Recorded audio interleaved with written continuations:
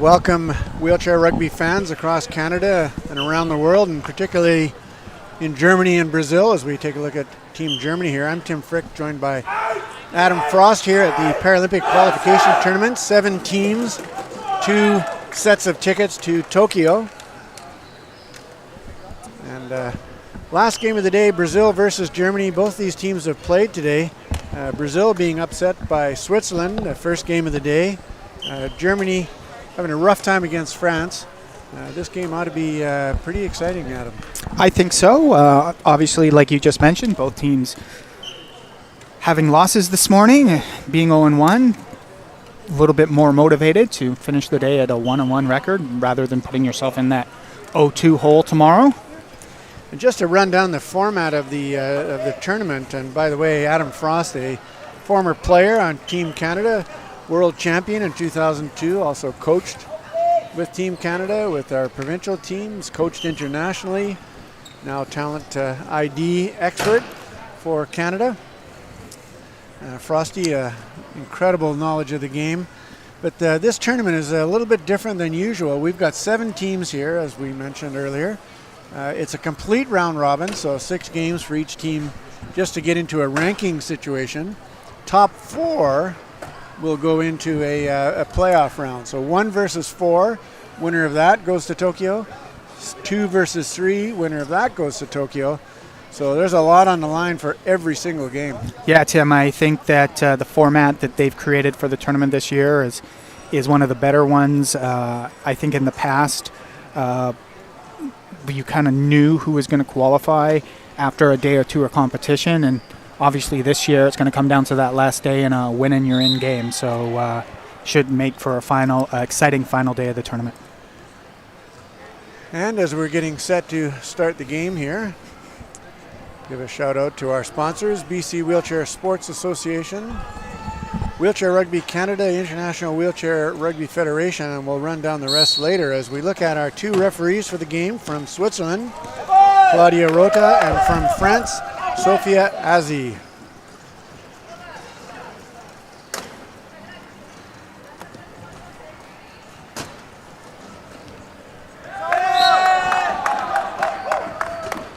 So Germany strikes first, 15 seconds in.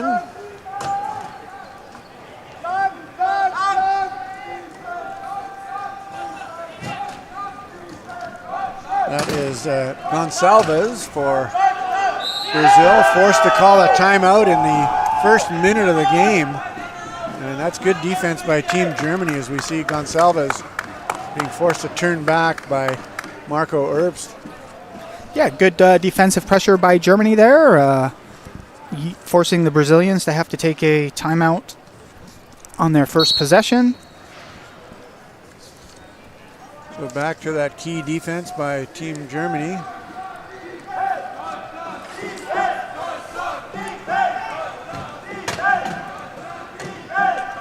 This De Brache with the ball now for Brazil. Nice pass inside to number 3, Camargo, Guilherme Camargo. You see that pass over top, backs in and scores. And just a reminder, Frosty, to score you need 2 wheels over the line. Does it matter which 2 wheels? No, Tim. The only wheels that don't count are the anti-tip wheels, or which are safety devices, but any 2 of the other 4 wheels on your wheelchair. And that was Marco Herbst. He's the one to watch really for Team Germany. Led the team in scoring, I believe, in the first game. And here comes Gonçalves. Right side. Nice little hook by DeBrosh. Yeah, did a good job of following his picks up the court there. It's always nice when you can just wheel coast to coast. Brazil now with some full court pressure. Wiersma, number 1 in the backcourt here. Here comes Vilka. Nice long pass to Herbst. And Germany scoring at will. So far, they're in the early going. However, they're not able to stop Brazil yet. So far the possessions are true to form. That's Camargo set to inbound. Gets it to Gonsalves. Nice long pass to DeBrosh. He gathers it in and then puts on a burst of speed. Nice little change of pace move by DeBrosh. Yeah, nice little acceleration there to move away from the defender from the German side. Riedel set to inbound to Vilka. Up ahead to Herbst. He's having trouble getting free. Now he finds a bit of space. And I don't think Vilka was expecting that pass. I think he thought Herbst had space just like I did. Yeah,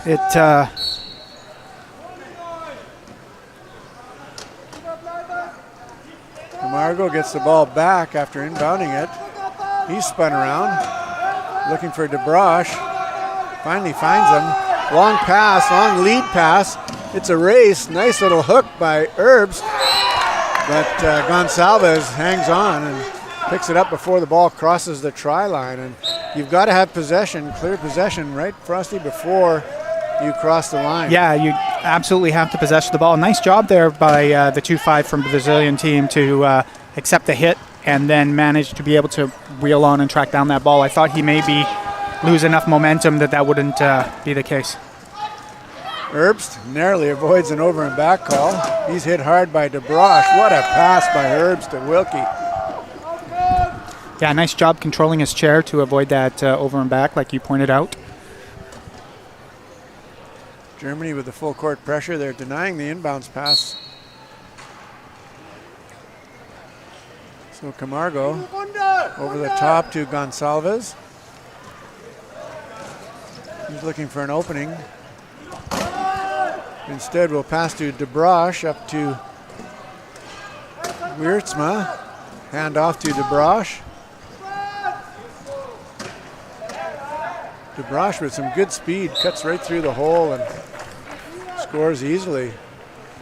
Yeah, these teams are looking evenly matched so far. Probably just the one turnover by Team Germany that's the difference in the game right now. There's Herbst. Another turnover, but I think it hit DeBrosh's chair, so Germany will retain possession as that was a bit of an ill-advised pass. Yeah, second one of those is this game so far. Going to need to settle that down a little bit if black team wants to have success in the long run. Exactly. So this morning, Germany used their timeouts early to, this time it seems like they're trying to force a little bit and maybe save those timeouts.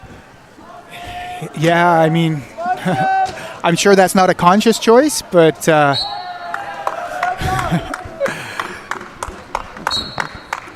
Earps there with the easy try, ties it up. Camargo really struggling to find someone who's open, finds the taller Gonsalves, gets the ball back. Here he comes right side. He's tracked down by Vecca. Here comes DeBrosh now, another speedy move by DeBrosh to 3.5. And as you'll notice on the back of each athlete's chair is their classification, Frosty. Yeah, so classification is part of wheelchair rugby. It allows athletes to compete for court time against other athletes of similar function. The highest class you can be in wheelchair rugby is a 3.5, lowest is 0.5, and there's 8 points on the court at once. And as you mentioned, a panel of experts does that assessment, looking at range of motion, muscle strength, muscle strength, balance. And there's on-court observation as well. Classification isn't happening at this tournament, so all of these athletes have international classification coming into it. How it works in wheelchair rugby is after you finish domestically and you start seeing international classification, you have to go through 3 different panels and then you get a permanent classification. So it's more than just one observation. So you really are given a fair chance to be classed as close as possible to what truly your class is, and once you get there, you don't have to worry anymore. Yeah. Well, it's nerve-wracking. I mean, as an athlete, when you're up in front of a panel, and half a point difference, when it's an 8 points on the floor at any one time, half a point can mean the difference between playing and maybe not playing. Yeah, I mean, you're right. You know, the only times, and I don't know if worry is the right word, but the only times that things may change is if A, they change the classification rules, or B, your function changes, and sometimes people do lose function over time, or their function changes, and then you have to go through the process again. But you do have to produce a doctor's note in order for that to happen. I suppose worry might be the wrong word. Anxiety might be a better word. Yeah. I know as a coach, I get anxiety when my athletes go for classification. A nice pass over the top to Vecca. And Jeremy with a little bit of a momentum shift there on the steal, going up by 1. So yeah, a little bit tough of a pass to catch there by Marco. Did hit him in the hands. He had a shot at it, but didn't look like an easy play.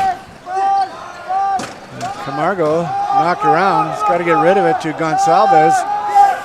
Desperate pass to DeBroche, and that will be a time count violation. Yeah, I mean, Brazil really needs to regain their focus and start using timeouts when they get into trouble. Teams that sort of panic a little bit, maybe like they did, that's going to come back and haunt them during this game and in the tournament. So Jasko Vilka set to inbound for Team Germany. I'm not sure what the call is here. It looks like a coach's timeout, Frosty? Yeah, it looks like she's probably going to remind them about what we just talked about, which is remaining focused out there and making good decisions, which is really what it's about. So head coach for Team Germany, Christoph Werner, and for Team Brazil, Anna Ramkrapish. And if you're either one of those, what are you saying right now? That's an early timeout. Well, yeah, like we just talked about, I'm sure the Brazilian coach is reminding her players to make good decisions when they get into trouble, and the German coach is probably saying, keep up that pressure. Let's force them into making those bad decisions. This time, Vilka will inbound. Germany doesn't have a lot of height, but they've got good speed. Yeah, and with this lineup, they have a couple of people who can inbound the ball a decent distance. Looks like the Brazilians have made substitutions. They're running more of a balanced line now. Hoffman, number 8, into the game. And also number 6, Jose Souza. Probably set himself up a little bit too close to the goal line there to receive that pass, which is why he got into trouble. It's important to, create a little bit of space between you and the inbounder.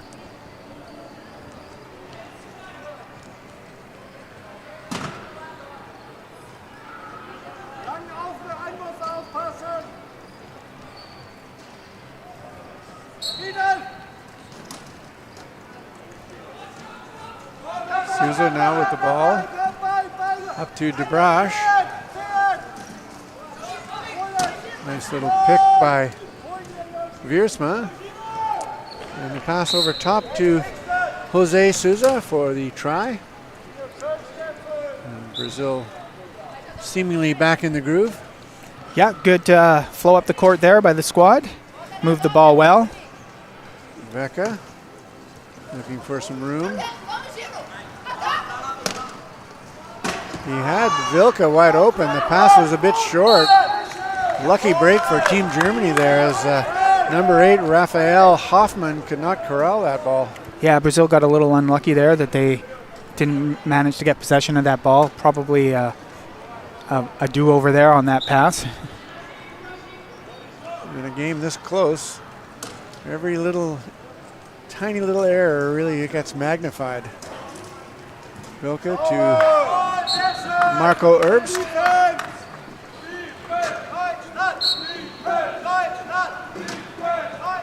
So Germany opening up a 2-try lead here. Here comes De Broche. He's got some speed. Passes up to Souza, all alone. And he'll roll in easily while his teammates set up for defense.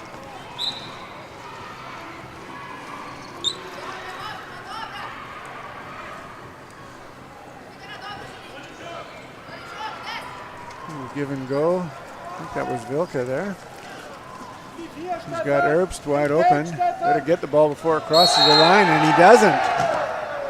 So that's a big break for Team Brazil, a chance to tie it up here. Yeah, really good job of Germany to inbound the ball, like to be patient on the give and go and wait for defense to move away. And, you know, really probably could have just held on to the ball a little bit longer and created a better passing lane before he made that pass. I don't know if that's nerves or just lack of experience, but the kind of mistakes that you really don't want to have to make too many of. Here comes De Broche now.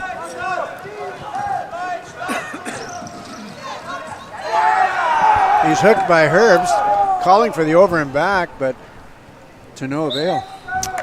Well, it was close to over and back. You know, obviously I'm not the referee, so she made her call. Hard to tell on the replay there. It looked like he wasn't all the way over, so yeah, good call by the referees.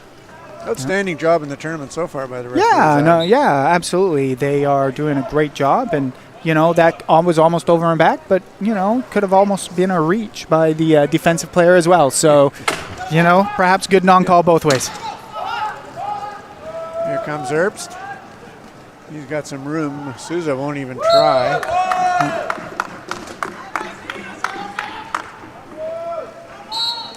And back comes Brazil, number 8. Hoffman set to inbound. Long pass to De Broche, I think that was, yes. Here comes De Broche picking up steam. Long lead pass to the inbound, or yes, the inbounder was Hoffman, so nice little give and go play. Full court. You know, they're doing a good job of being able to get the ball into their high pointer there. I'd like to see perhaps the Brazilians create a little bit more space on offense. I think that number 6 is sitting a little bit too close to the inbounder. That's better spacing there, in my opinion. Souza turns away. He's going to have to get that ball over center soon. Calls a timeout, I believe. Yeah, timeout. It's their second one. So Frosty, give us the time count rules, you know, the key, the whole thing. So after a team scores, the referee will take the ball and hand it to the player and blow their whistle. From that point in, that player has 10 seconds to inbound the ball. It has to be touched by somebody on the court within that 10 seconds. After the ball comes in, you then have 12 more seconds to advance the ball over center. And then once the ball is cross center, there's a shot clock, and you have 40 seconds in total to score from start to finish. You have to bounce, dribble, bounce, score, or pass the ball once every 10 seconds. An individual player. De Broche. 4 in the key by the German team. So, I'm sure somebody will. Oh, they're going to give a penalty try. So is it the referee's discretion as to awarding a penalty versus a penalty try? Yes. If the player is attempting to score or imminent scoring, they will award a penalty try. And if the player is turning away from the goal line, they'll put somebody in the penalty box. which is fair. The only time it becomes a little dodgy is those situations where there's only a couple seconds left in the key or a quarter, and then the other team is forced to inbound because they were stalling on the goal line. However, the coaches do a great job at taking advantage of those rules in terms of the strategies and tactics. Yeah. Beersmeyer with the ball up to DeBrosh. He's looking for an opening. Passes instead to Souza, but Vilka moves in front, denying that pass with the turnover. Yeah, and it's compounded. When you make a mistake, that's great, but then wasting a couple seconds kind of putting your head down and worrying about it, you need to, just get focused and get right back in the play, right? I mean, mistakes happen. So we see Souza kind of pauses a little bit before he gets back on defense, allowing Germany a chance to have a player advantage. So and now Brazil's had somebody in the penalty box, which is going to make it hard to defend this last goal because you can't be on the goal line. You can't attack the ball because you can't risk taking another penalty, which will allow the Germans to score, take a 2-goal lead, with it being Brazil ball to start the second quarter. Time running down in the first period here. Herbst with the ball.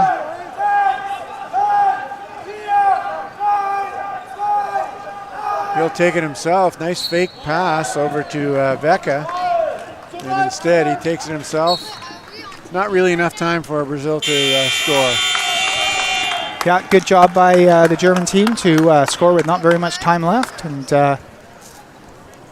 all in all, a good first quarter, though, by both teams. I think, a couple of errors that we've been seeing in every game. So now we'll see if they can we've talked a lot about this clock management concept, end of quarters.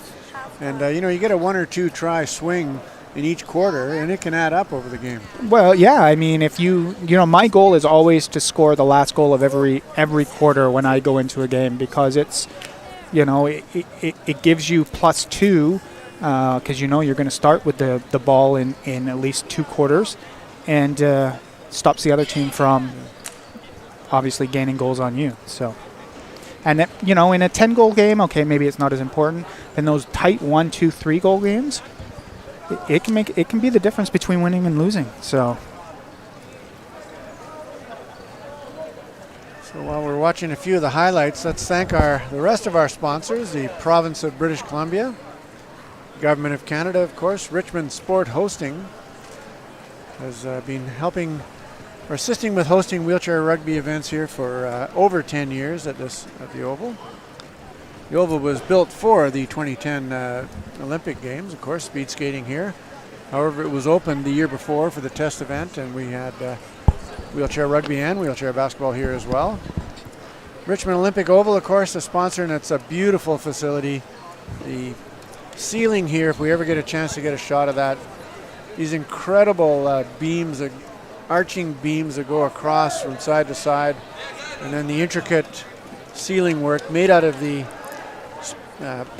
pine trees that were damaged by the pine beetle infestation up in the interior of British Columbia. So they've got a little bit of a bluish tinge to them. The wood is sound, as we're having a look at that right now. The wood is sound, but it's absolutely gorgeous. It's a woodworker's dream, really. I'd like to thank Vesco, who make rugby and day chairs. A lot of the athletes here are sponsored by Vesco. Molten, supplying balls for numerous sports, not the least of which is wheelchair rugby. House Lager from the Craft Collective Beer Works here in Vancouver, and both tournament airport hotels, the Marriott Vancouver and the Sheraton Vancouver.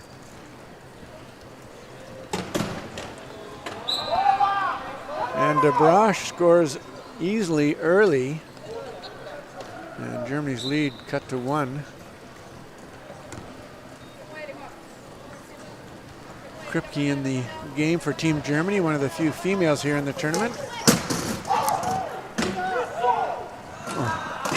Herb's got a little lucky there. He saw the hit coming and made a pass. Ball bounced off his own teammate back to him. There's Vilka.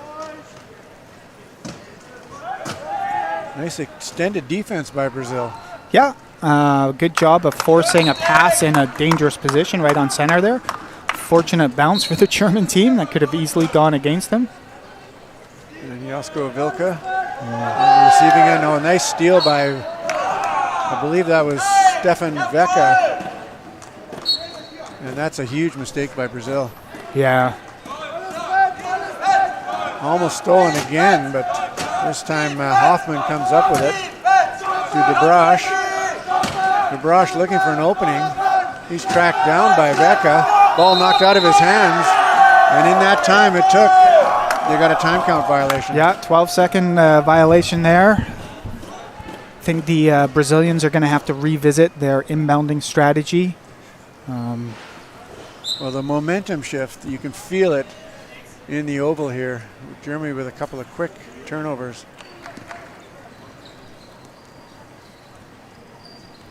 Now with Kripke in the game, Adam, explain how the classification works with the 8 points. So a female player allows a team to play a half a point over points. So Germany right now is running 8.5 points rather than 8 points. And obviously a tough break there on that key attack. Throw the ball over top of the receiver's head and allows the Brazilian. Those are tough passes, those Yeah. big, long cross-court passes. Yeah. So When they work, they're real pretty, but when they don't. yeah. So we'll see how this line from Brazil does here. They've got their big number 1, Marco, off the court. So Camargo up to number 12, Girato. I got to practice my pronunciation. We didn't get the pronunciation files yet from the Brazilian team, so I used a translator app. did you? And it worked actually pretty good, but then I've forgotten it. So I'll have to listen again tonight and be That's ready right. That's be ready for tomorrow. for tomorrow. Vilka now. Got to get over. Somebody needs to stop the Center. ball. Oh, There's a player down, and sometimes when a player goes down, Frosty, they call it. Sometimes they don't. When is it called? well, I mean, usually it will depend on how much danger is involved with the player being down. In that situation, that player fell right in front of the person moving up the court with the ball. So good job by the referees to protect that player and stop him from perhaps being hit by one of these quite heavy sport chairs that these guys use. They're solid. They are. Yeah. Yeah. Marco Herbst up to Vilka. Inside to Herbst. Now, Brazil is extending their defense, but that's creating a bit of space in behind. Yeah. Good job by the Germans to take advantage of it. Camargo gets the ball into Ferreira. He passes up ahead to Camargo. Tracks the ball down. He's got in a 2-on-1 situation, but Herbst is a tough defender. Gets the ball to Girato. He'll back up and That corner's wide open. Oh, look did- for missed an it. opening. Yeah. Yeah. Way easier to see on the webcast than it is on the court. Bit of a broken play by the Brazilians, but still managed to get it in. Well, top marks to Camargo for heads-up play there, grabbing that ball and turning quickly inwards. Yeah. As Vilka looked like he was trying to push him into the post, but instead rotated him across the line. Brazil with some good full-court pressure. Yeah.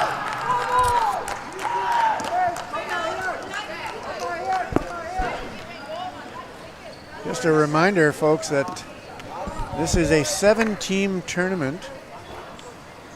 Germany, France, Sweden, Colombia, Brazil, Switzerland, Canada, all playing a complete round robin, so 6 games each over the 5 days.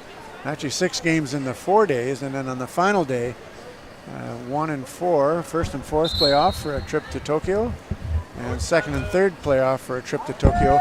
Every single game here is really important, so a try here or there missed because of a silly mistake could cost you a ticket to the Paralympics in late summer, or could earn it for someone else. Herbst now runs into two Brazilian players and basically freezes them, allowing Vilka, I believe it was, to be freed across the line. An errant pass by Team Brazil, and Germany will not touch it.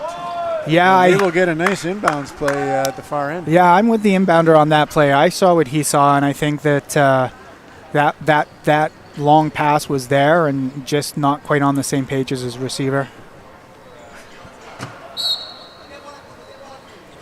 Earps now looking for some room. Brazil again with that extended defense. A little bit of room for Earps. Nice recovery by Team Brazil as they close the gaps. However, you can only close so many gaps for so long as Vilka sneaks in back door right side. Yeah, so that's a 4-goal lead now for the German squad. So the Brazil's going to have to tighten up a bit. They don't want to bleed too many goals here, I would imagine. Here comes Ferreira now. He's got some speed going in a 2-on-2 with Camargo. Earps really aggressive on defense, reaching for the ball. Now the rest of the Germans are back on D. Giorito. He's going to head straight for the line. Stopped, but in doing so, Camargo left wide open.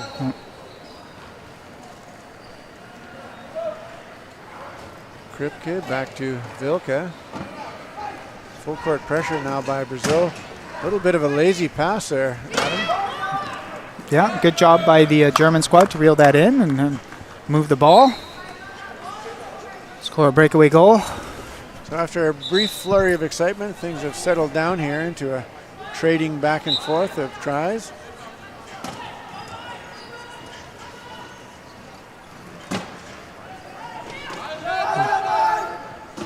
Giorito nearly lost that one.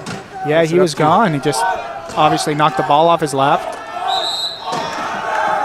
Camargo calls the timeout.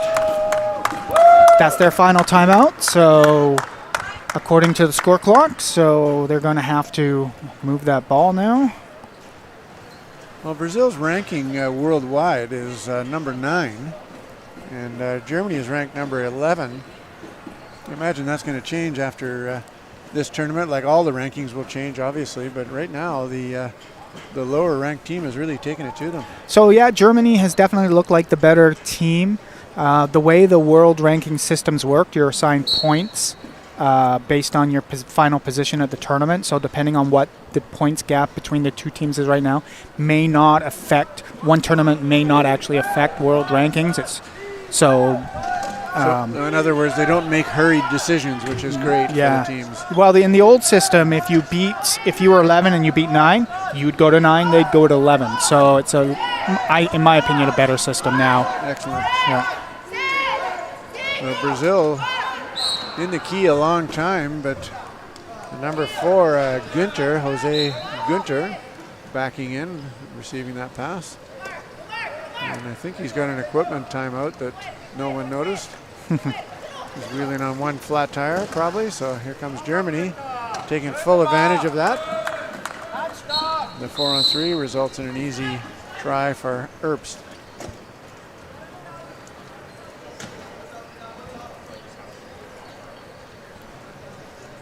Out comes the pit crew. The unsung heroes of our sport, these equipment people, make a big difference, not only here at these international tournaments, but back home in the clubs.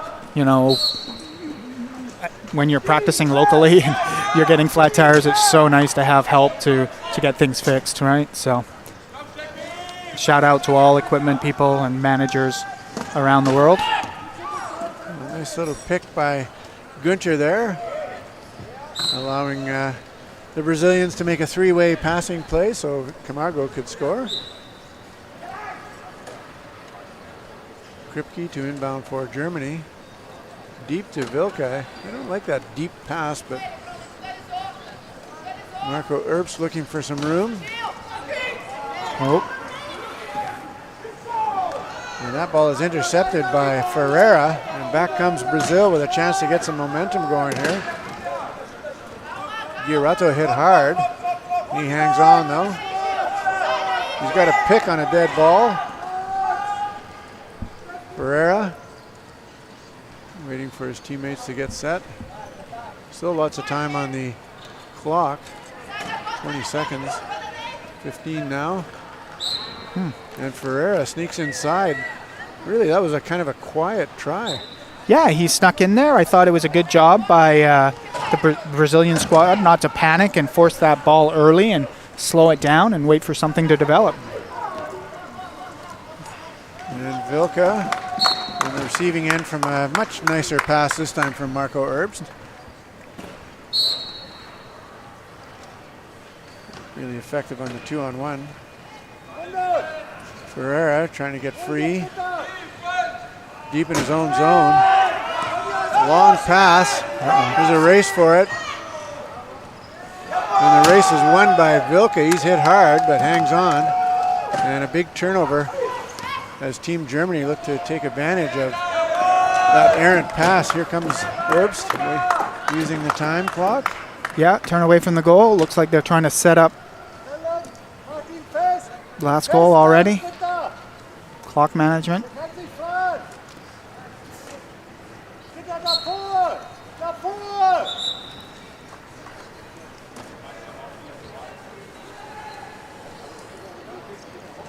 So typically we see the 55-second mark as a kind of a key mark. You add 40 seconds to that, you're at a minute 35. Well done by the Germans to get into that situation. Yeah. Brazil, Ferreira gets away from 3 Germans. 3-on-1 for Brazil now. Vilka with a valiant effort to steal the ball rather than make the hit.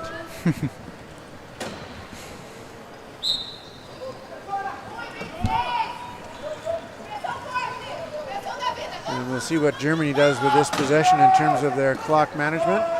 Did a good job in the first period.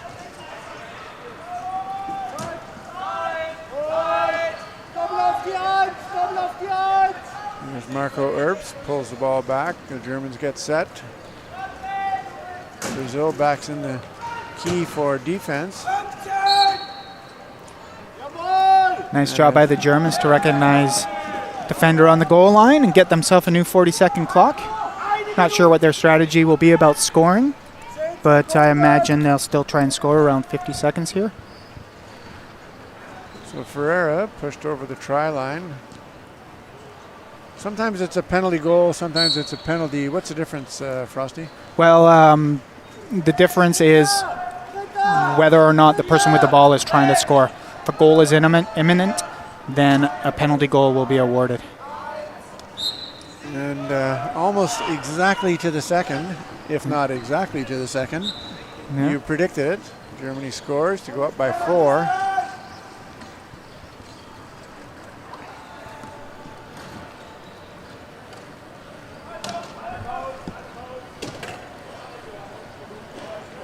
Good push by Giurato. Oh, interesting decision. Gosh, I looked down for a second. And he pulled up, so they're going to use the... I guess they'll go for as close to 0 here and see if they can force Germany to take more than 10 seconds to score. Might as well. Uh-oh. Good defense by Team Germany. Going to be 10 in the key. So the possession clock expires, and a huge mistake by Team Brazil. Ferreira had the ball, but was closely guarded by 2 German players. Couldn't get across the line. I think that was Vecca and Vilke there. Yeah, well, I mean... that's a big swing for Germany. You know, they had a for sure goal and decided not to do it, and which is fine if you're confident in your key defense or key offense. But good job by the Germany team to stop them and score last goal and take a 5-goal lead. And they possessed the ball to start the third quarter. So Just when you're down by 4, though, you kind of gamble a little bit and try to keep that lead to a minimum, and unfortunately it didn't pay off for Team Brazil that time. The problem with last goals is it looks really good when you execute it and really bad when you don't. So we are 0.2 of a second away from half time, and the referees are saying the clock should have kept running, so that'll do it for the first half. Germany with a pretty solid 5-try lead. Frosty, what should we expect in the second half? Well, I would expect to see the Brazilian team go back to their starting lineup, and I think the biggest challenge for them is their inbounding after a goal. I think they need to do a better job of trying to get the ball in a little bit deeper and in a little bit into the hands of their best ball carrier. And if they can do that, once they're moving up the court, they've done a good job of spacing out and passing for the most part. And then for the German squad, I'd be interesting to see if they go to this other lineup that they used in the game earlier on, and see if they go to their bench a bit.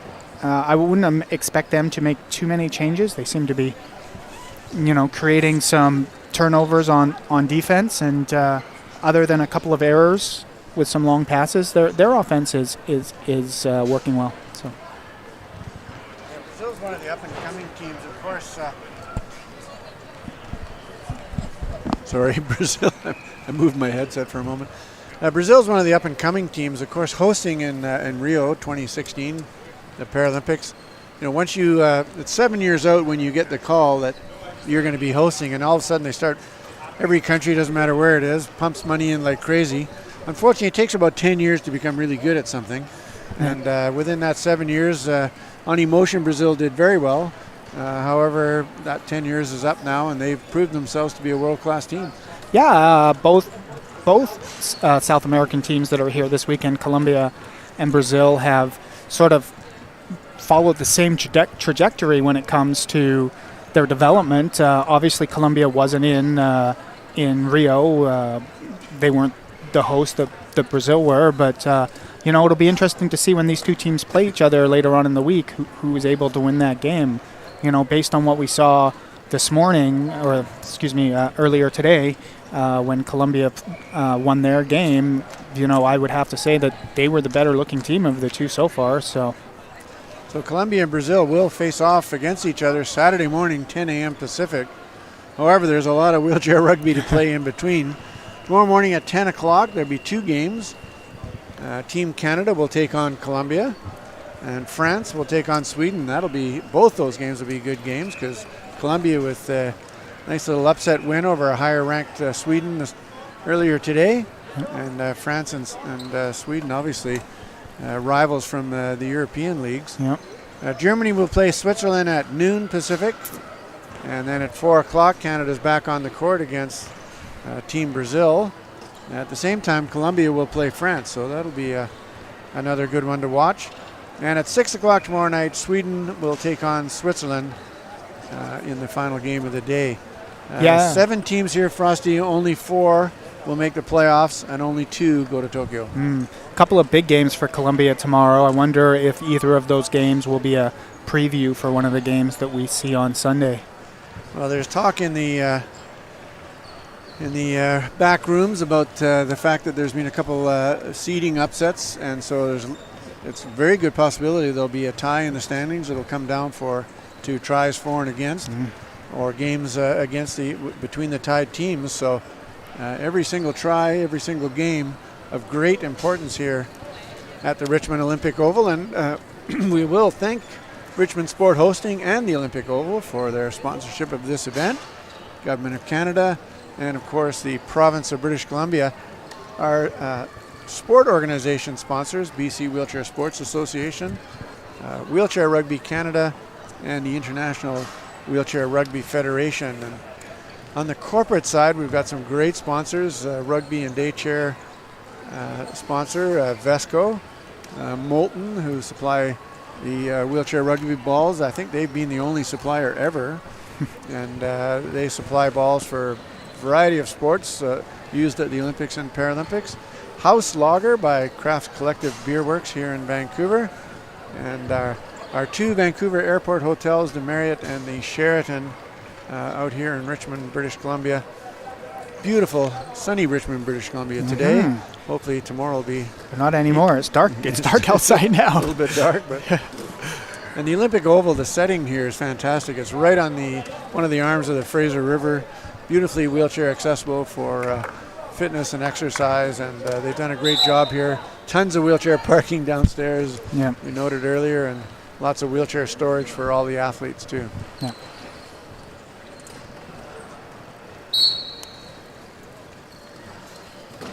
And second half starts, Germany ball. Marco Herbst. New lineup for Brazil. They're running, looks like 2-3-5s at the same time here, which is a look we haven't seen yet. So De Broche back on the court, and the first time we've seen Gabriel De Lima, the other 3.5, so we'll see if that strategy pays off. De Lima's quite tall. Long pass, and De Lima will catch up to it. Almost. Great balance, though, as he went up on two side wheels to try to reel that one in. That pass may have been a little bit ambitious. Well, he had the speed to catch up to it. It was just obviously drifting towards the sideline there, and he wasn't able to bring it in before it went out of bounds. De Broche tracks down Herbst. Kripke with the pick. Oh, nice move by Herbst to use that pick. And he'll use the moving block by Hoffman to extend the lead to 7. I think that, one of the advantages of these 3-5s have is their ability to accelerate and turn, and sitting still and catching the ball and letting the two defenders just trap you like that doesn't play to your advantages. I really think they should be creating space and getting the ball with movement, because, they were able to break the press this time, but as we saw in that first possession, it was a challenge for them. So, And it was De Lima that time moving as he received that pass, and to your point exactly. And the question is, can Brazil put enough full court defensive pressure to cause some turnovers and get a bit of a shift in momentum? Oh, there's one. De Lima very aggressive. Oh. And there it is. Yeah, that's a tough pass when you got to throw it up 5 feet of sidelines.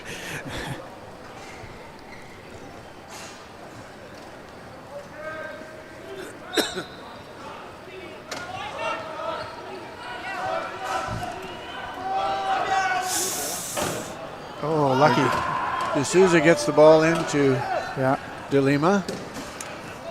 Up to De Broche. And now they're doing what you say they should do. They're moving a little bit more effectively. Well, they were still pretty... it's a little bit different when you inbounded the ball in the corner with the low pointer, because he can't move, and with limited range, you have to come in and get that ball. But when the ball is being inbounded after the goal, there's a lot more space to get that ball in, so it's easier for the players to be moving and receive the ball.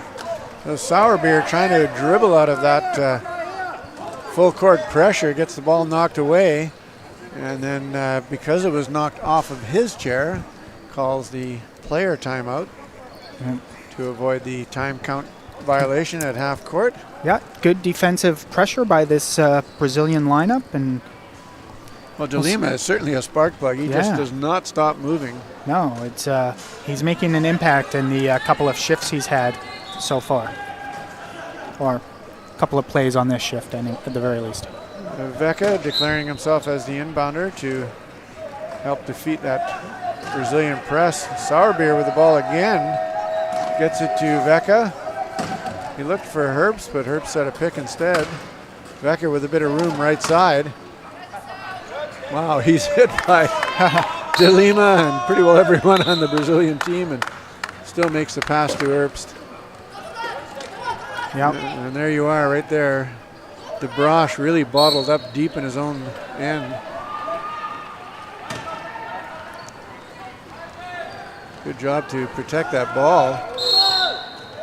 And a little bit too aggressive, the German defenders there. They'll go to the penalty box. Kripke. Yeah, you can see what they're trying to do. It looks like they're trying to, use number 11 as a post, and then number 7 is trying to bring defense down low, and then use his speed to accelerate deep and get those breakaways, which probably would have worked if the Germans hadn't taken a penalty there. So Brazil having trouble inbounding here on the power play. Yeah, I didn't see what happened there. And it looks like there was a time count violation on the inbounds. Yeah. So they did not get the ball in quick enough. Oh, no. Oh, yes, they did, because Germany now has the ball. Germany has the ball. So they're shorthanded. Shorthanded turnover. Oh, Earps is hit from behind and dumped. And the referee's calling. De Lima there really with bringing that energy to his team.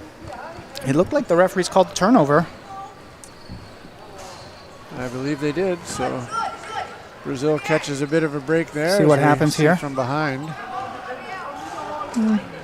Maybe got a piece of his back wheel, but sometimes players who have the function that these guys do are able to make themselves come out of their wheelchairs. And Earps with a steal. Big mistake by Brazil just when you thought things were going your way. That's 2 turnovers now with somebody in the penalty box on the other team. So I was going to say, especially with the player advantage. Yeah. So that's a pretty big deal for Team Brazil. It's got to be demoralizing to get scored on when you have a power play. Yeah. Here comes DeBrosh. He won't waste any time. 6 tries, though. That's a long way to come back, but lots of time left here. Still not even close to halfway through the third period. Kripke will inbound for Team Germany. Gets it to Sauerbier. Ball tipped away, but Erbst. Johnny on the spot.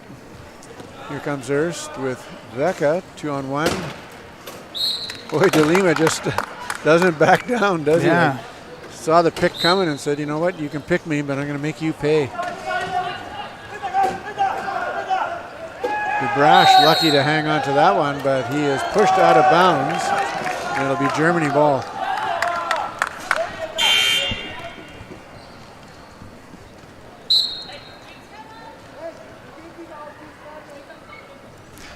It looks like timeout. I think the Brazilian coach has used a bench timeout here, so she's going to take that as an opportunity to make some subs, which the way that shift was going is probably a good idea. I mean, that lineup looked like it has some potential, but they were struggling. They had a real tough time breaking the press. Yeah. Just a reminder, of course, that all of the Canadian games that will be broadcast here will be available murderball.tv, sportscanada.tv, Canadian Paralympic Committee Facebook page, and also cbcsports.ca will be carrying all of the Canadian games, as we are the host country for this Paralympic qualification tournament. Sauerbier going to take a bit of time, and then a hard pass to the referee. I don't think she really appreciated that. It looked like the Brazilian team was a little bit asleep on defense there. I don't think they were defending the wrong goal, but they certainly weren't defending their goal. Gonçalves back in the game. Pass up ahead to Camargo. He's hit hard, but hangs on. Nice play. Triple teamed.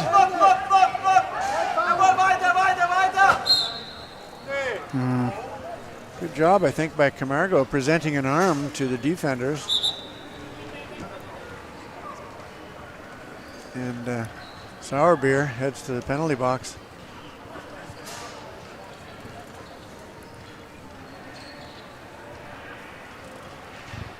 Another little equipment timeout. So the teams that have already qualified, Frosty, for the Paralympics, Australia, of course, Great Britain, the European champion, as you corrected me earlier, USA, Japan, New Zealand, and Denmark. That's 6 teams, 2 more to go, and they will come out of this tournament. 7 teams, 2 tickets to Tokyo. Yeah, well, I mean, all of those teams except for Denmark have been to a Paralympics before, so congratulations to Denmark for finishing second at the European Championships and earning their way to their first Paralympics. I'm sure they are very excited about that. Sauerbier back in now after that try. Up to Vecca. Back to Sauerbier. Turns, spins.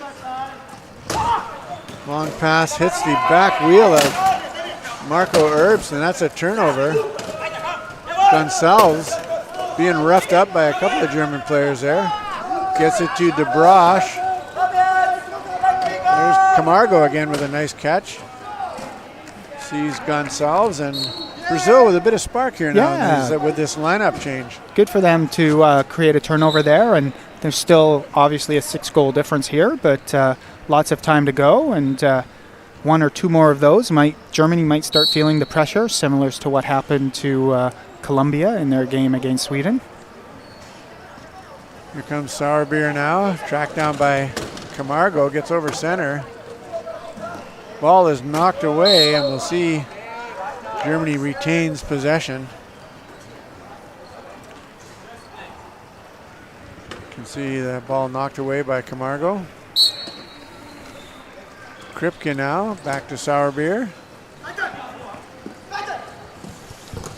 Sauerbier better get over center, he does. Here comes Herbst now. He's got some room. Uses that little cross pick, but runs into his own man. Great defense by Brazil. Sauerbier picks up the errant ball, or the loose ball. Passes inside to Herbst. He is stopped. But Sauerbier sneaks in on the right side. Another quiet try. 3 seconds to go on the shot clock there when they scored there, so a little bit more solid defense by the Brazilian squad might have created another turnover. So Gonçalves is fouled by Sauerbier, and he'll go to the penalty box. Gonçalves not too happy with that, but certainly wanted the referees to know he was hitting the arm. So Sauerbier still upset about it, apparently. Yes, Sauerbier reached in. I don't think he realized how fast Gonçalves was going. Gonçalves got some good speed. Yeah. He's hit by Herbst. Here comes De Broche now. We've seen him with some speed as well. So that pass a little bit too short. He passed it into the wheel of Gonçalves.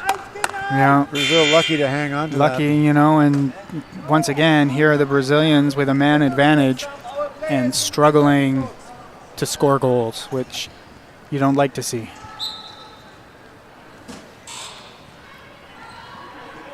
Here comes De Broche now.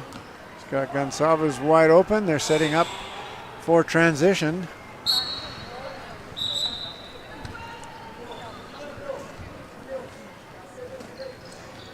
Sauerbier declares as the inbounder to free himself. There's Vecca now. Circles around in his own zone, looking for an opening. He's in trouble. Oh. Finds Herbst. Herbst is hit by Gonçalves. And Camargo. Now De Broche tracks him down. And Vecca somehow springs free to score the try. Kripke there with a nice little block left side, and Vecca allowed to score. And we've got a timeout here, Frosty, I believe by Team Germany, if I'm not mistaken. Yeah, bench timeout by the German team coach. We'll thank our corporate sponsors, of course, Vesco, rugby and day chair manufacturer. Molten provide the balls for the tournament and balls for all kinds of sports at the Paralympics and the Olympics. House Lager, Vancouver brand from Craft Collective Beer Works, and the Marriott Vancouver Airport Hotel, the Sheraton Vancouver Airport Hotel, and of course our government being great sponsors, municipal right through to federal, Richmond Olympic Oval, Richmond Sport Hosting, Government of Canada, and the province of British Columbia. And we also take a moment to recognize BC Wheelchair Sports Association, Wheelchair Rugby Canada, and the International Wheelchair Rugby Federation for putting on an incredible event. And it's only day one. Only day one.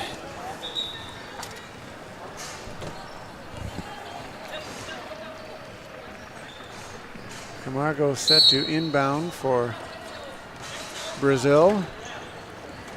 Germany doing a great job of denying the inbounds pass. Gonsalves and De Broche both in trouble. Yeah.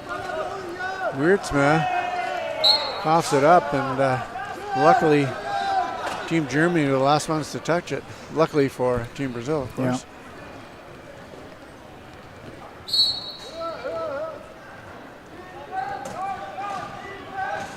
And again, Camargo challenged to find someone to receive that inbounds pass. De Broche, deep in his own end, finds Gonsalves. He's got some room. Herbst won't catch him. Good job by the Brazilians there to get themselves out of trouble. Those corner inbounds can be tricky if you don't get good position off the bat. Here comes Wilke now back into the game for Germany. Nice long pass to Becca, I think that is, up to Marco Herbst. He'll take a bit of time while Germany sets up. Are they already looking at clock management, Frosty? I would imagine that they're just trying to slow things down. You know, they've got a 6-goal lead with, That's a bit too slow. That is not good clock management. De Broche with a great interception. He came out of nowhere to pick off that cross-court pass and heads down and scores a quick try. Yeah, I think, sometimes you're just better off scoring goals. They don't come off the board when they go up. Yeah, good point. Kripke inbounds to Wilke. Nice little hook pass over the top to Vecca. He's got a bit of room now. Yeah, he's running out of time. Oh, good job. Big hit by number 11, De Broche.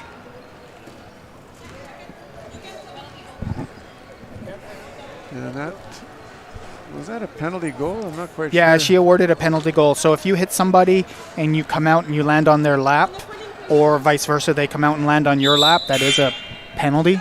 So she called a penalty try as the guy was imminent to score.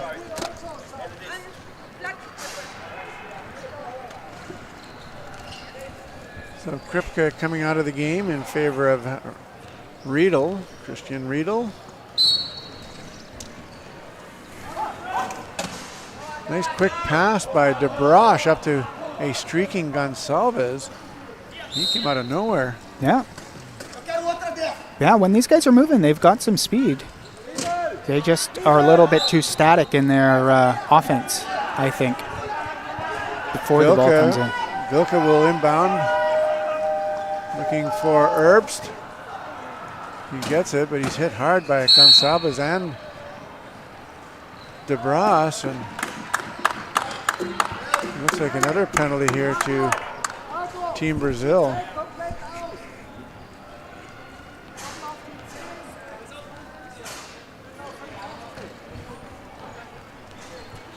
And a good look at Nate Bragg in the background there for a moment, and now we're looking at Christoph Werner, the head coach for Team Germany. And here comes Marco Herbst on the power play. I would imagine that Germany will attempt to slow it down here and use all, if not most, of this 40-second shot clock to put them in position to score last goal. It is Brazil's ball to start the quarter, so don't want Brazil to creep within one. So these end of quarter situations, it's a potential 2-try swing for each quarter. So at the end of the game, it could be an 8-point difference or an 8-try difference.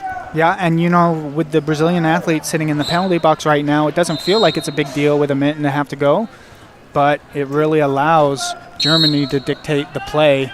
So, taking penalties in the last 2 minutes of a quarter is never a benefit to your team, or rarely a benefit to your team. DeBrosh inbounds to Camargo. Gets the ball back. Slips by Vecca in a 2-on-1 with Gonçalves. Nice little pass.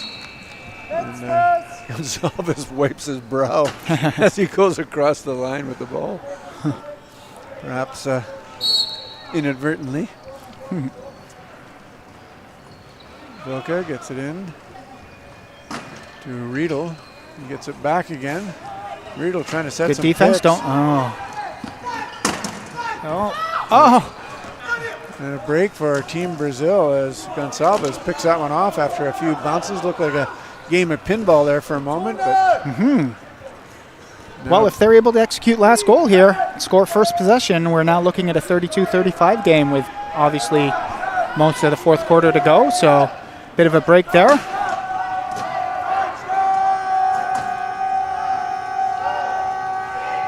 Camargo being held, makes it across the try line. 6 seconds, Germany has to score. And Brazil with a big break. Gonçalves will pass it into number 2, De Souza. And wow, what a swing at the end of that quarter. 2 tries for Brazil inside of probably 15 seconds. I didn't see the time, but that's got to make the Brazilian coach happy. Well, I mean, the Brazilian coach happy and the German coach unhappy, because with a 5-goal lead, there's no need to be making that Hail Mary pass with 6 seconds to go in the quarter. I mean, look at what it cost you, right? So just obviously a little bit of excitement by the Germans and opportunity to learn for the future, probably. And we take a look at few of the highlights here, and De Lima really provided some spark for Brazil, but they weren't really able to gain any momentum out of it. And this starting lineup with Gonçalves and DeBrosh seems to have brought Brazil back into the game. A couple of costly errors by Team Germany, one of them being that spill by DeMarco there. Yeah, well, that allowed Brazil back into the game. I think that lineup with the 2-3-5s has some potential, like you mentioned. They just struggled to get the ball in too much, and that one possession where they had a player in the penalty box and turned it over twice is, so that's something they'll need to work on in order for that lineup to have success. And then, as we saw at the end of the quarter there, going back to that starting lineup, a 3-goal swing potentially to end the quarter is going to do nothing but boost Brazil's spirits, and it makes it a closer game, which for all of us watching makes it more exciting, I think. Well, this tournament, Frosty, with the 7 teams, it was originally 8 teams, so it would have been 2 pools of 4. There's always some controversy as to whether the seeding is correct, blah, blah, blah. However, with 7 teams and a full round robin, there's nowhere to hide and there's no excuses. Whoever earns their trip to Tokyo will have truly earned it. They will have had to play every team and prove their worth every time on the court. Yeah, you make a great point. You can't hide in your pool. You're going to have to play and beat everybody, or almost everybody, to qualify. So, critical moment here for Brazil as they have first possession in the fourth period. If they can score, come within 2. Oh, we're in trouble here. Oh. Nice play by DeBrosh. Basically a one-on-one move. He did it all himself. Yeah, well, Brazil was close to being 10 in the key there. There can't have been too much more time left on the referee's count, so good job to punch that in.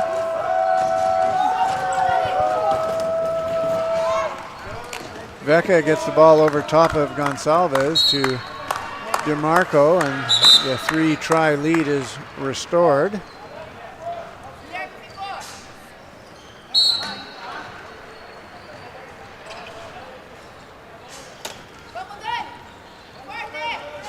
Gonçalves receives that inbounds pass. Nice little pick by Camargo. DeBrosh, he's got a little bit of an edge on Becca there in terms of speed and takes advantage of it. Yep.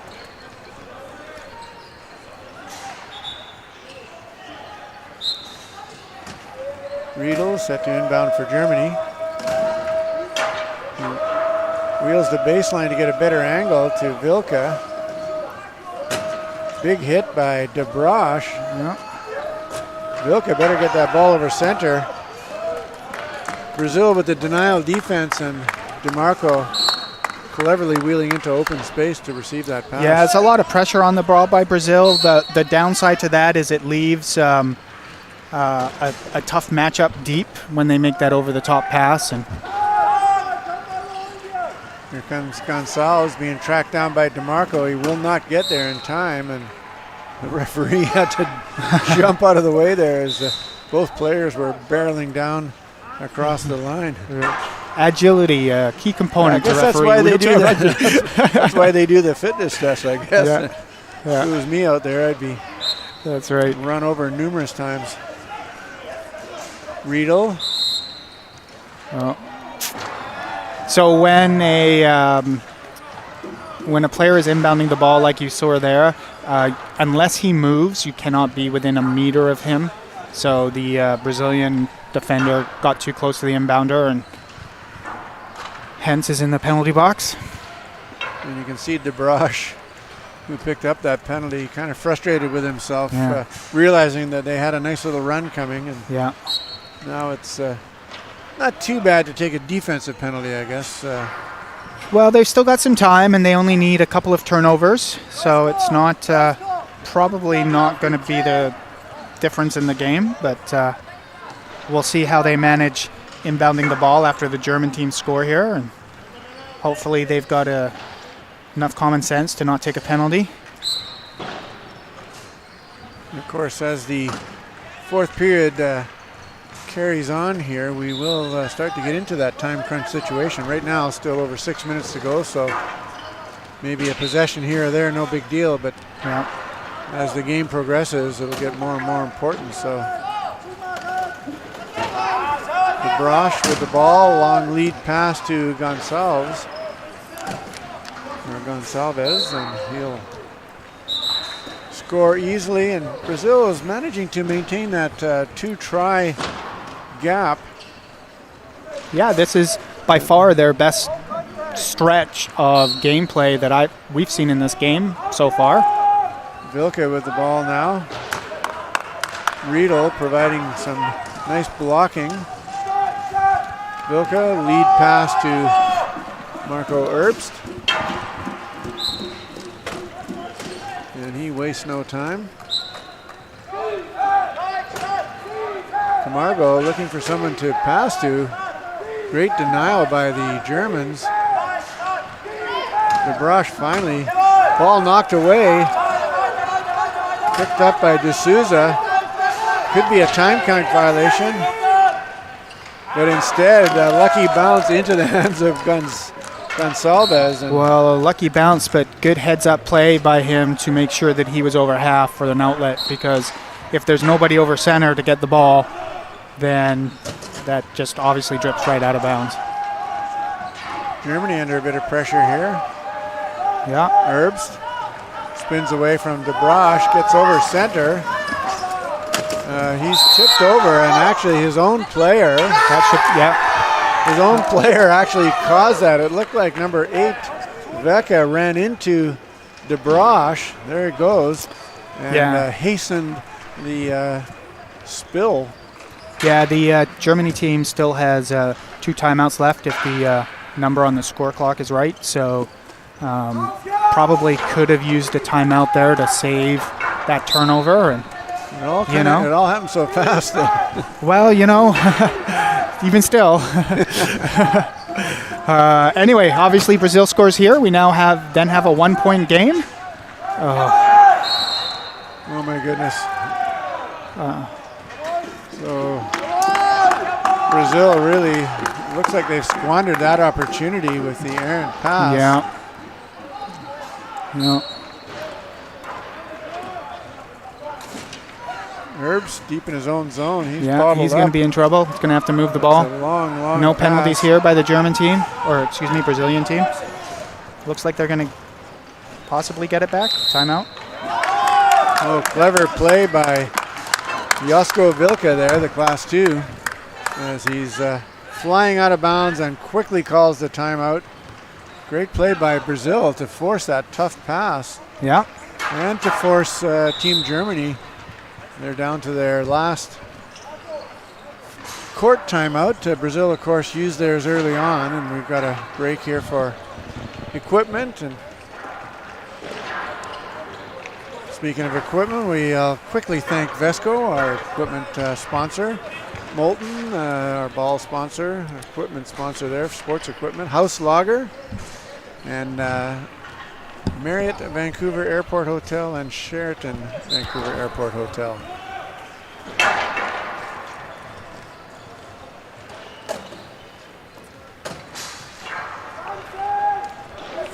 Herbst now with the ball. Germany playing 2-on-3. Now Riedel joins the play, sets a nice little block, and in goes Herbst.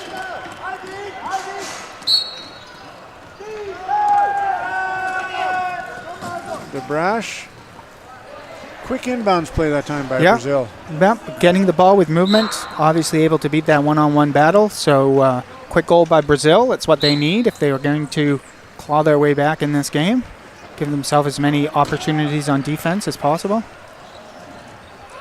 Nice give and go. Vilka to Riedel. Vilka's got a bit of room. He's also got Marco Herbst wide open.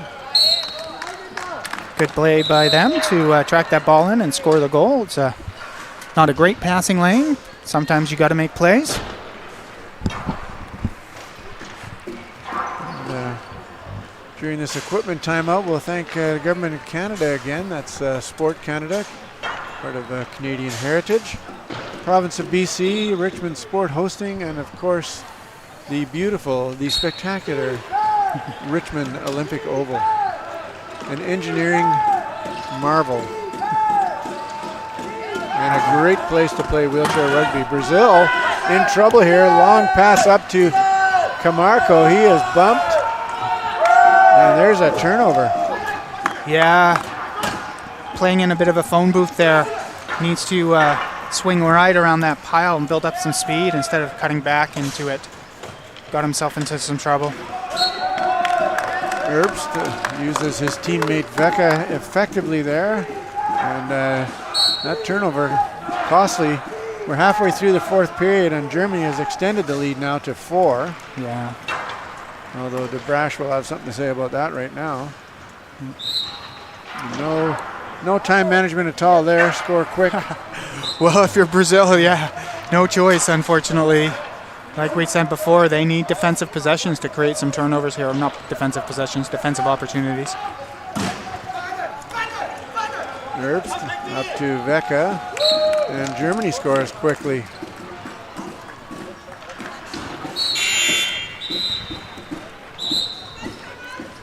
Quick rundown during this timeout, Frosty, of tomorrow's match schedule. 10 a.m. Pacific time. It'll be Colombia versus Canada. That'll be the feature match on cbcsports.ca, as well as Canadian Paralympic Committee Facebook page and murderball.tv. France will also play Sweden at that time. At noon Pacific, Germany will take on Switzerland. That'll be a good matchup of European rivals. 4 o'clock, Canada takes on Brazil.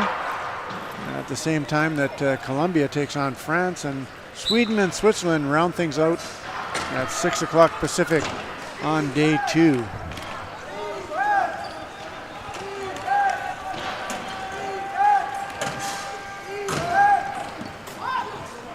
Brazil with a couple of changes here as number 5 Ferreira back in the game alongside Gierato. Yeah, some fresh arms out there. It looks like they made a wholesale change, whereas the German team is running the same players, so maybe that will help them get a couple of turnovers. Well, it's game 2 for both teams, so fitness obviously a concern of some coaches. And Vecca scores easily there. Right now, the momentum really is going nowhere. Germany seems to be in control. Marco runs the baseline. Takes too long to inbound the ball. And Frosty, for those viewers who may have joined us late, give us a rundown on the time count, the various time counts in the game of wheelchair rugby. So once the referee gives the offensive player possession of the ball and blows her whistle, they have 10 seconds to get the ball in. Once the ball's in, you've got 12 seconds to advance the ball across center, and then there's a shot clock, so 40 seconds from start to finish to score goals. You've got to bounce, pass, or score when you're possessing the ball once every 10 seconds like we just saw there. Herb's showing great balance as he's being hit 3 or 4 times and dishes to Vilka for the try, and Germany's lead now at 5. Vilka having to hang on. Yeah, I guess it's a penalty try really, because number 5 Ferreira was over the line. Yeah. Brazil in a heap of trouble here trying to get the ball inbounds. That they've got their shorter players out there. Yeah, well, I think Brazil's in a heap of trouble. They've probably only got about 5 possessions left, so they're going to have to create a turnover every time they're on defense if they're going to have a shot at winning this game. So here's their first opportunity. Nice long pass by Giurato to Camargo.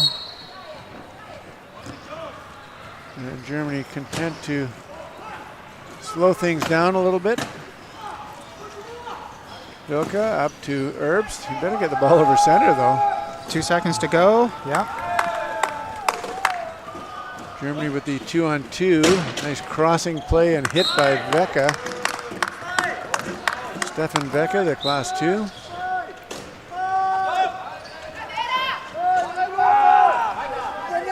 Camargo now. He's in a 2-on-2 situation. Gets by Riedel. Nice pass over the top to Giurato. And he'll score the try. 2 minutes, Frosty, just over 2 minutes. 4 tries. Is that too much? I guess technically no, but it's highly unlikely. Marco Herbst hangs on to the ball. Takes a bit of time off the clock, and exactly 2 minutes left in this game.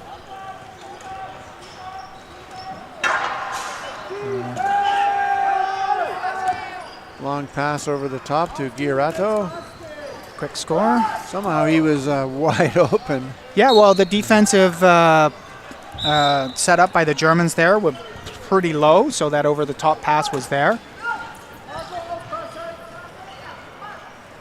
You know, Germany really, once again, doesn't need to create turnovers. They just need to play smart, contain defense and force Brazil to take as long to score as possible, because obviously the more offensive opportunities the Germans have, the more likely they are to make unforced errors, I suppose.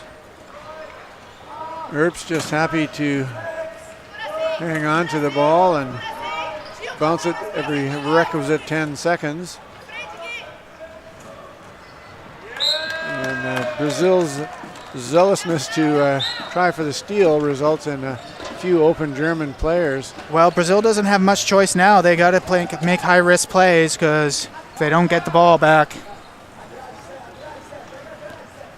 It's a look-away pass there by Giurato to Camargo. That's right. A gratuitous look-away, we would call that.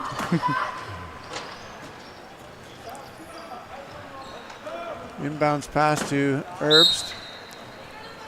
And that'll be a penalty, and I'm not sure you want to do that at this point in the game, do you, Frosty? Well, I mean, no, but if you don't take a shot at the ball now, you know, it's 4 goals. I mean, you're not going to win regardless, right? So, unfortunately, the Brazilians are in a position where they have to make those high-risk plays because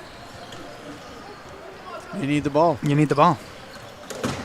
Marco Herbst with the ball. He'll be happy to take some time off the clock. Passes it up ahead to Vecca. We've seen a lot of him this game. He was played a bit sporadically this morning, but he's been in pretty well the entire time here for Team Germany. Yep. Not a lot of substitutions. Giarata to Camargo. He's bottled up deep in his own end. Ball tipped off his lap, and it'll be Brazil ball. Bit of a bailout with 3 seconds to go. You don't like to see your players reaching for the ball when they're that close, that far away from center. This point in the game, it's pretty well had them where you wanted them. Yeah, they weren't going anywhere. Yeah. We have a player down, and here comes the Brazilian equipment crew borrowing the German mat. I don't know if there's a protocol in that. Are those team mats or? They don't brief us on those things before the game starts. As we wait for the player to get back into. I'm surprised they don't have their own mat, but you know, there's no reason we can't share mats. I think we should get some mats with sponsor logos on them. That would be pretty cool. Yeah. Maybe a you Vesco or Molten you can bring logo. that up in the post-event survey. That's right. Yeah. Or House Lager would be nice. Or one of our 2 great hotel sponsors, the Marriott or the Sheraton. Camargo will score.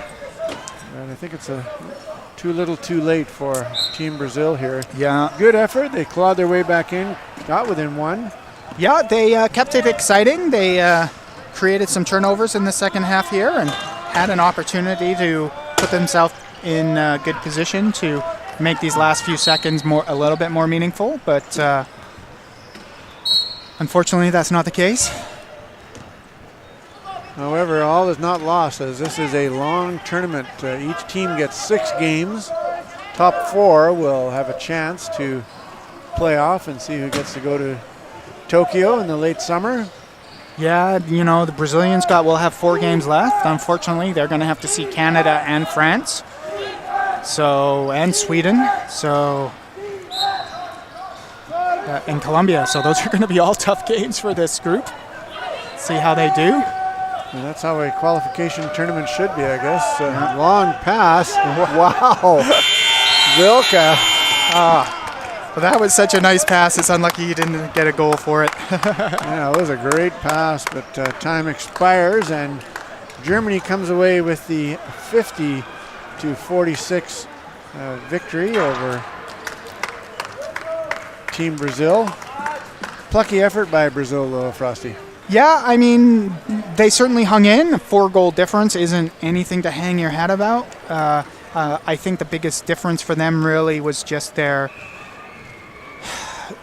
inability to effectively inbound the ball after goals and on sidelines. It's definitely something that they'll be able to review and perhaps try to improve moving into the next quad, assuming that they don't win any have more upsets the next few games that they have. So that'll be it for this evening, folks, at the Richmond Olympic Oval, as we see the teams, the traditional congratulatory messages for sportscanada.tv at the 2020 Paralympic Qualification Tournament for Wheelchair Rugby. I'm Tim Frick and Adam Frost, and we'll see you tomorrow morning, 10 a.m., when Canada takes on Team Colombia.